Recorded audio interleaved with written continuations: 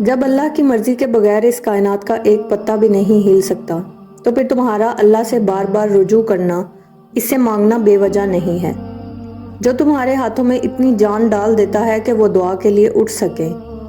تو وہ پھر ان اٹھے ہوئے ہاتھوں کی لاج بھی رکھتا ہے۔ اللہ کی محبت اتنی خاص ہے کہ اگر انسان جائے نماز پر صرف سر جھکا کر بیٹھا رہے، کچھ بھی نہ بولے،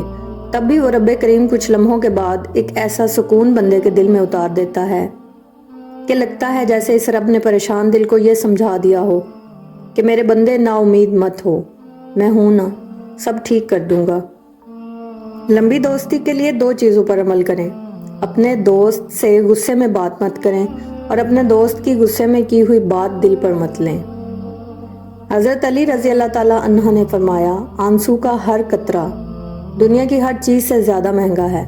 لیکن کوئی اس کی قیمت اس وقت تک نہیں جان سکتا جب تک وہ اس کی اپنی آنکھ سے نہ نکلے۔ میں جب بھی پریشان اور بے سکون ہو جاؤں، اللہ پاک کی عبادت کر کے ایسا محسوس ہوتا ہے کہ میرا اللہ مجھ سے ہم کلام ہو کے کہہ رہا ہے کہ غم نہ کرو، میں ہوں نا۔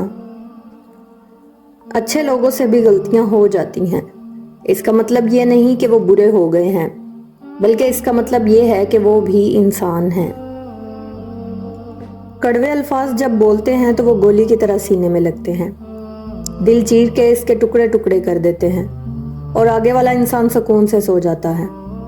کسی کو دکھ دے کے اور وہ ٹوٹا ہوا انسان بنا کچھ جواب دیے خاموش ہو جاتا ہے، اور اگر وہ تہجد میں رو دے، اللہ کے سامنے اپنے آنسو گرا دے، تو اس انسان کو ڈرنا چاہیے، کیونکہ ایک بار آہ لگ جائے پھر انسان کبھی نہیں سدھرتا۔ مولانا رومی رحمۃ اللہ علیہ کہتے ہیں، دشمنوں سے زیادہ ہمارے وہ دوست خطرناک ہیں جو منافقانہ انداز میں ہمارے جذبات سے کھیلتے ہیں۔ رسول اللہ صلی اللہ علیہ وآلہ وسلم نے فرمایا، میزان عمل میں سب سے پہلے جو عمل رکھا جائے گا وہ اپنے اہل و عیال پر خرچ کرنے اور ان کی ضروریات پورا کرنے کا نیک عمل ہے۔